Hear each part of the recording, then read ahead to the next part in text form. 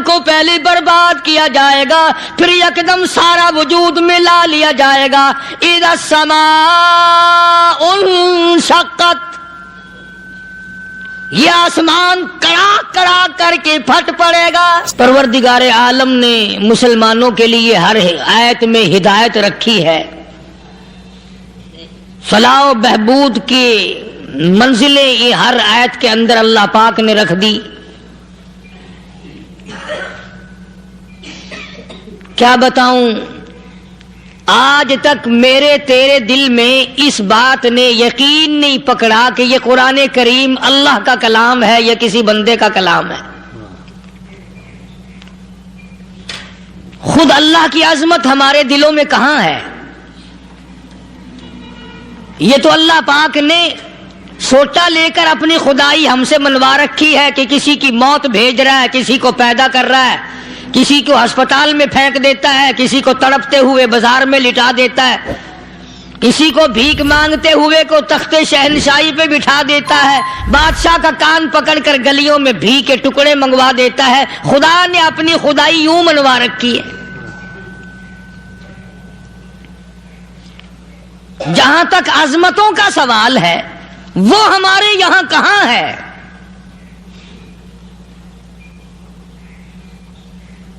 میں اپنی اور اپنے بزرگوں کی کیا بات کروں، اس اللہ والے کی بات کروں جس کو دوسرے طبقے کے لوگ بھی مانتے ہیں۔ پیر مہر علی شاہ صاحب رحمت اللہ علیہ گولڑا شریف والے اپنی ایک کتاب میں لکھتے ہیں کہ ہر وہ سانس جس میں اللہ کا نام نہ لیا گیا ہو وہ سانس حرام گیا۔ جس سانس میں پروردگار عالم کا نام نہ آیا ہو، مالک کائنات کا نام نہ آیا ہو، فرماتے ہیں سانس بھی تو ایک نعمت ہے، جب رکتا ہے تب پتہ چلتا ہے کہ یہ کتنی بڑی نعمت تھی۔ تو ہر سانس کے آنے کا شکریہ کا طریقہ یہ ہے کہ ایک مرتبہ اللہ آدمی کی زبان سے نکل جائے۔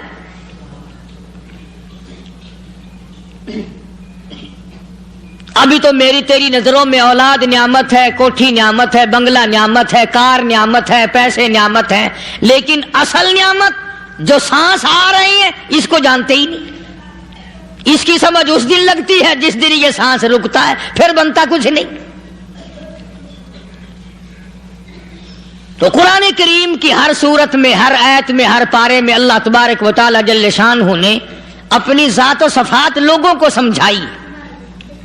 اور کمال ہے کہ مخلوق خالق کو نہیں پہچانتی۔ کس طریقے سے سمجھایا جائے؟ اب آپ بالکل ذرا ابتدا کی طرف آئیں۔ ہر چیز کا مٹیریل آپ کو معلوم ہے۔ ساری دنیا کہتی آتی ہے کہ گڑ ڈالو تو گڑ کا مزہ آئے گا، شکر ڈالو گے تو شکر کا مزہ آئے گا، جتنا خرچ کرو گے اتنا ہی مزہ آئے گا، ویسا ہی لطف آئے گا۔ یعنی ہر چیز کا جیسا مٹیریل ویسا ہی مال تیار ہوگا۔ کبھی انسان نے بھی غور کیا اپنے مٹیریل کی طرف کہ میں بنا کس چیز سے ہوں؟ کبھی آدمی نے بھی سوچا کہ میرا مٹیریل کیا ہے؟ حالانکہ قرآن کریم للکار کی آواز دیتا ہے ثم جعلناہ نطفۃ فی قرار مکین،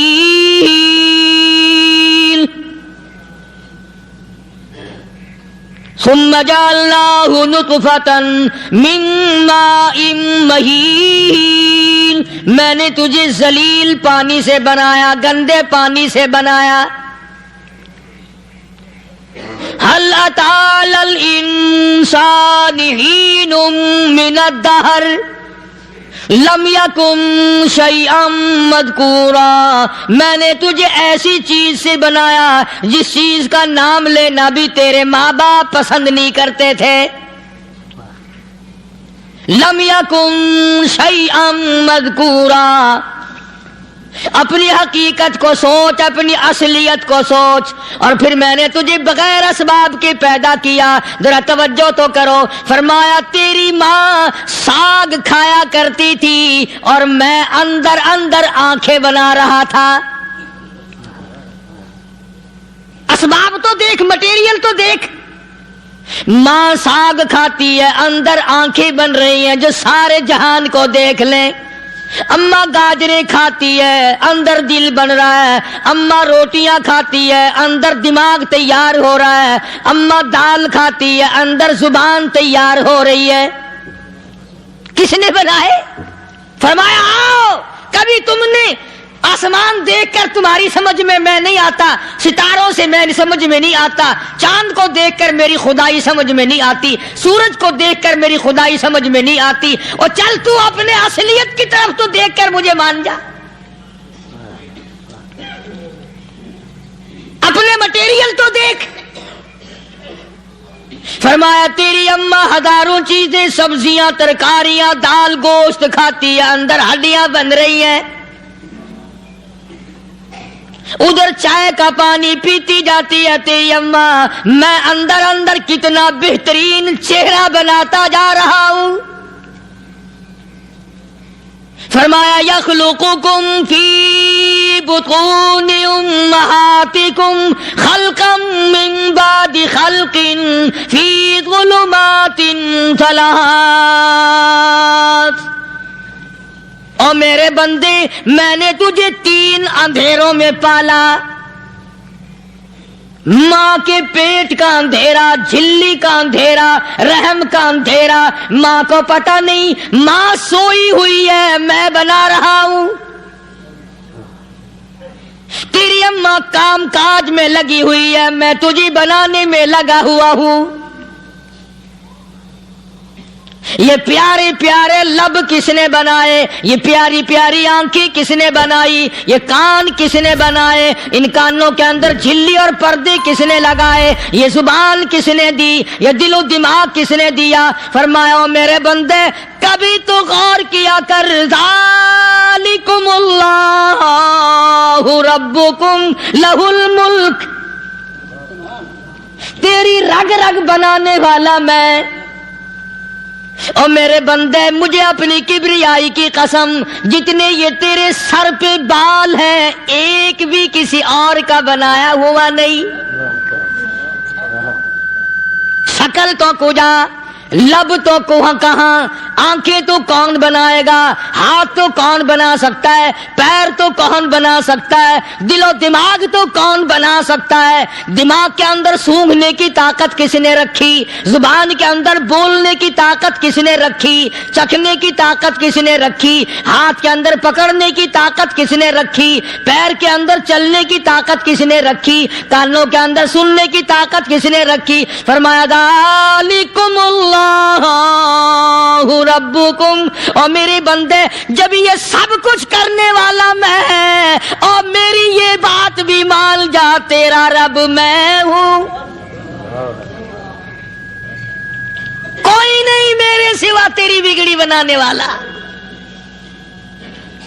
تیری مشکل کشائی کرنے والا کوئی نہیں، تیری حاجت روائی کرنے والا کوئی نہیں، تیری بگڑی بنانے والا کوئی نہیں۔ فرمایا تیری تو کیا مجال ہے، بڑے بڑے جب پھنسے سب نے میری ذات کو پکارا، فلما نجاہم الی البر اذا ہم یشرکون،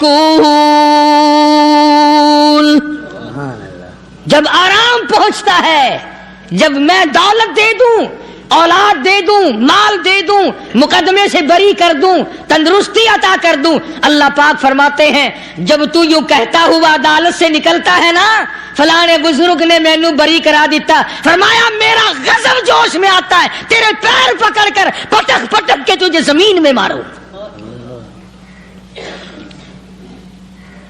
کیا میں نے نام غیروں کا؟ تو خود گوارا نہیں کر سکتا، جو تیری ہو وہ کسی سے آنکھ لڑائے، اور میں کیسے گوارا کروں بندہ میرا سر دوسرے کے آگے جھکائے؟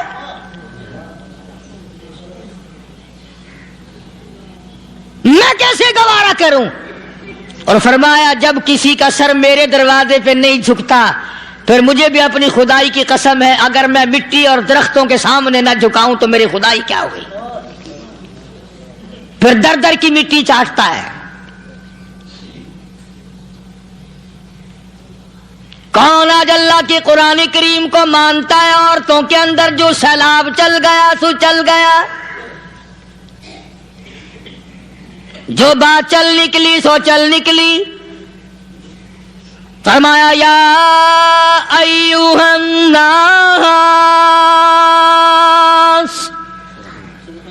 او لوگو، او بادشاہ، او امیرو، گورنرو، وزیرو، سفیرو، ذمہ دارو، تاجرو، یا ایھا الناس، او مولویو، او پیرو، او فقیرو، دروی درویشو، کلندرو، یا ایھا الناس، او لوگو، اتقو ربکم، ڈرو اس پروردگار سے جس کے ایک حکم سے سارا نظام عالم ذرہ ذرہ ہو کر برباد ہو جائے گا۔ ڈرو اس مالک سے جو ایک منٹ میں بے اولادہ بنا سکتا ہے، ایک منٹ میں کوٹھی کو برباد کر سکتا ہے، ایک منٹ میں تمام نعمتوں کو چھین کر فقیر بنا سکتا ہے۔ بس ہم کہتے ہیں، آپ سنتے ہیں، دل میں یہ باتیں جمتی نہیں۔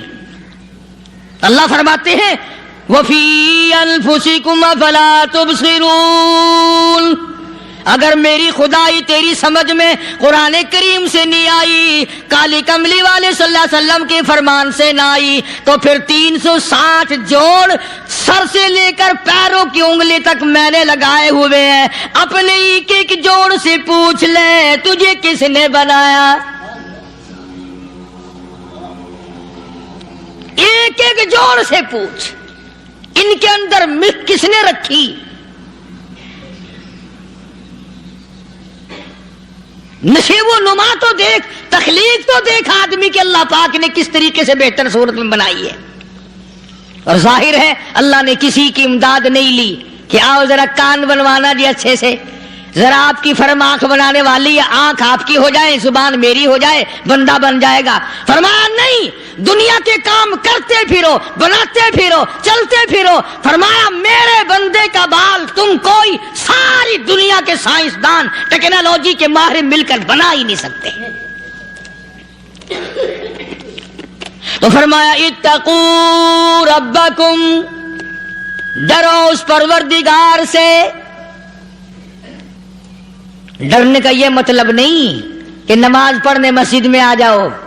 فرمایا اتقو ربکم، دکان پہ بیٹھا بیٹھا بھی ڈر، کارخانے میں کام کرتا کرتا بھی ڈر، مزدوری کے لیے جاتا تب بھی ڈر، گلی میں سے گزرتا ہوا بھی ڈر۔ اتقو ربکم، ڈر اس پروردگار سے، مال خریدتا ہوا بھی ڈر، بیچتے وقت بھی ڈر، لوگوں کی بہن بیٹیوں کے پاس سے گزرتا ہوا بھی ڈر۔ اتقو ربکم، ڈر اس پروردگار سے جس سے چھپنے کا تیرا سوال ہی پیدا نہیں ہوتا۔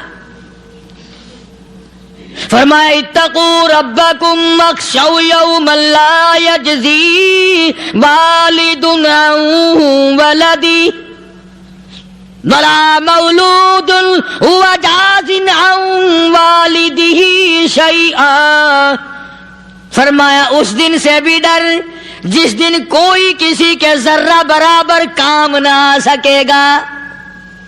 قیامت کا دن، حشر کا دن، محشر کا دن، حساب و کتاب کا دن، اللہ کی عدالت کی پیشی کا دن، پروردگار عالم کی حضور میں جانے کا دن، نام اعمال تلنے کا دن، ہر شخص کا نام اعمال کھبے یا سجے ہاتھ میں ملنے کا دن۔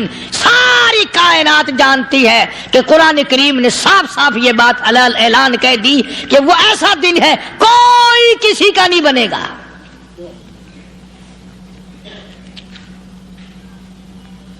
اولاد ماں باپ کی بننے کو تیار نہیں ہے، ماں باپ اولاد کے بننے اپنی اپنی میں جو پڑے ہوئے ہیں۔ بیوی خامند کی نہیں بنتی، خامند بیوی کا نہیں بنتا، اپنی اپنی مصیبت میں گرفتار ہے۔ روایت میں یوں آتا ہے، ارشاد ہے محمد عربی صلی اللہ علیہ وسلم کا کہ یہ جو دماغ ہے ناک کے ذریعے بہ کر باہر نکل جائے گا. سوا نیزے پہ سورج کی تپش، آنکھوں سے خون بہے گا. اہل محشر پناہ پکار اٹھیں گے. اور پھر کوئی 1-2 گھنٹے کی تو بات نہیں. قرآن کریم کی روح سے اور آیت کی صاف وضاحت سے پتہ چلتا ہے 50,000 سال کا ایک دن. ذرا تصور میں تو لاؤ. ارے آج تم نماز کی پرواہ نہیں کرتے، رضائی نہیں اتار سکتے، صبح کو پڑے رہتے ہو، کب تصور میں آئے گی یہ بات کہ 50,000 سال کا دن کیسے گزرے گا؟